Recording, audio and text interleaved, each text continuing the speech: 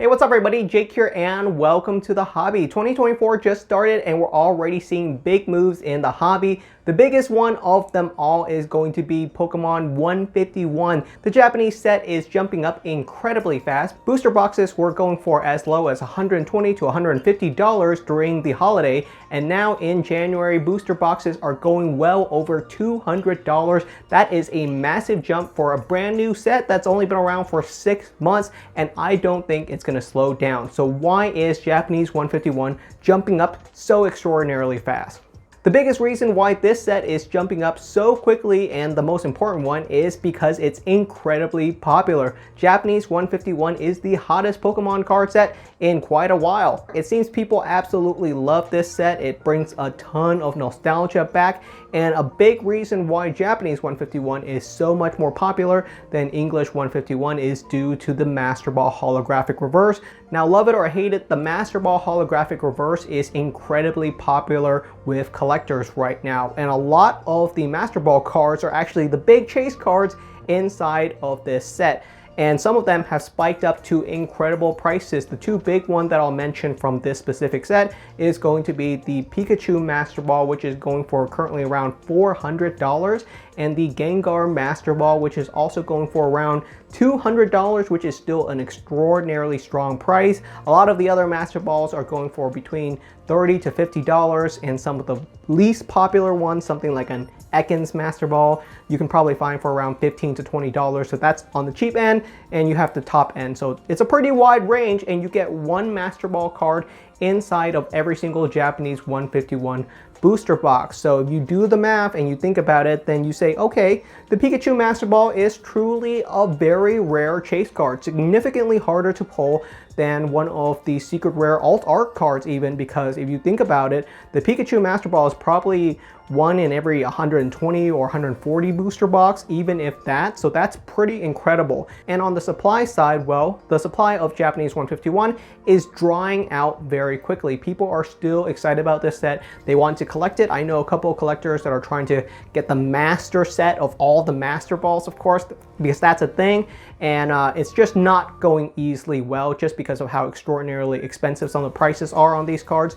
And they're starting to spike up. If you don't have a complete collection yet and you're going for that complete collection, you probably have to scoop up these cards within the next couple of months because supplies are drying out. The print run for Japanese 151 is officially done.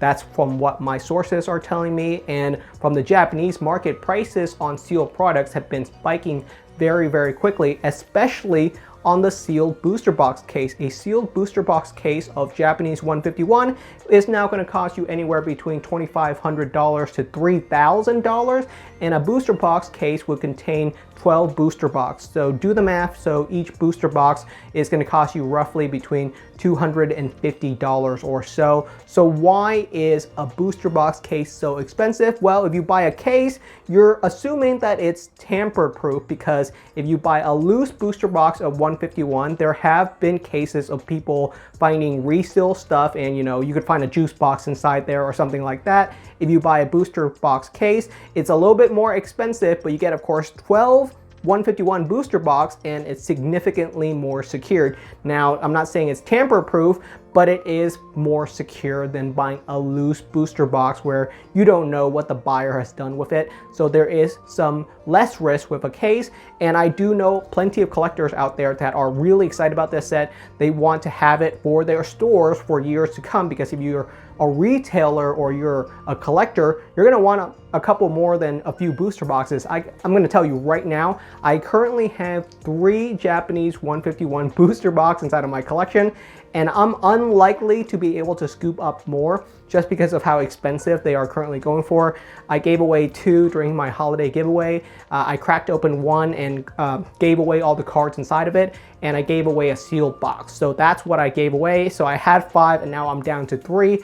And I'm probably going to do something with these 3 booster boxes over the next couple of months. So I'm not even sure if I'm going to have 1 sealed Japanese 151 booster box inside of my collection. I would really like to keep 1 sealed, but just because of how in demand it is, it's probably going to be hard to keep sealed. So So those are the big reasons why this set is so popular. It's a ton of nostalgia. The Master Ball holographic reverse turns out to be a massive hit with collectors. I do know people that are disinterested in them just because they don't see the appeal of collecting such expensive holographic reverse.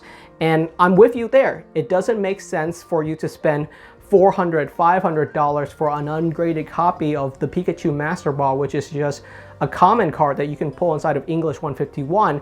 And I was really hoping for English 151 to cool down the market for Japanese 151, but that is not the case. So why has Japanese 151 continued to rise in value? And I think English 151 is actually going to stay cheap for quite a while. English 151 is probably going to stay cheap or at MSRP or even below MSRP for the next year or two. So why is that? Well, the big reason is that Japanese 151, of course, has the Master Ball and English doesn't. So there is going to be some differences. And I would say that if you are interested in anything, the Japanese 151 just has more stuff inside of it. It gets the guaranteed secret rare, you get the holographic reverse Master Ball, which are all missing from the English 151, and the English 151 print run is significantly larger. You're gonna see a ton of 151 Elite Trainer boxes in stores for the next 12 months. It's gonna be readily available. There are pallets full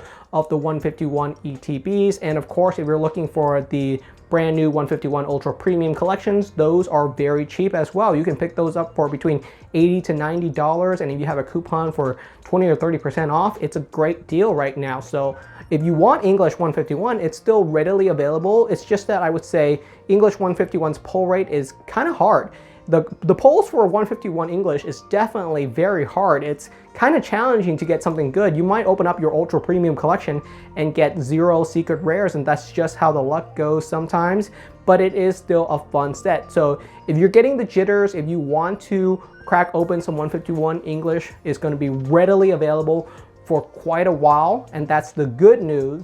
The bad news is that Japanese 151, the print run is out, supply is slowly drying up, and I do expect prices on the sealed Japanese 151 stuff to continue to climb over the next couple of years. This is the big hit set that I think the hobby has been kind of missing for a while, and it doesn't appear to be that way because we have all kinds of really cool sets like V-Star Universe and VMAX Climax, which I would almost argue are more interesting in my personal opinion, just because of the trainer gallery and alt art cards inside of them. And there's a couple inside of 151, but it's a completely different set, and 151 is really pushing towards the nostalgia, but it is such a fun set and it's such an integral set for new collectors. If you're a brand new collector, starting off with 151 is a strong starting point just because it has all of the original Pokemon, and it's a great way to get back into the hobby since you don't have to worry about all the new Pokemon from Scarlet and Violet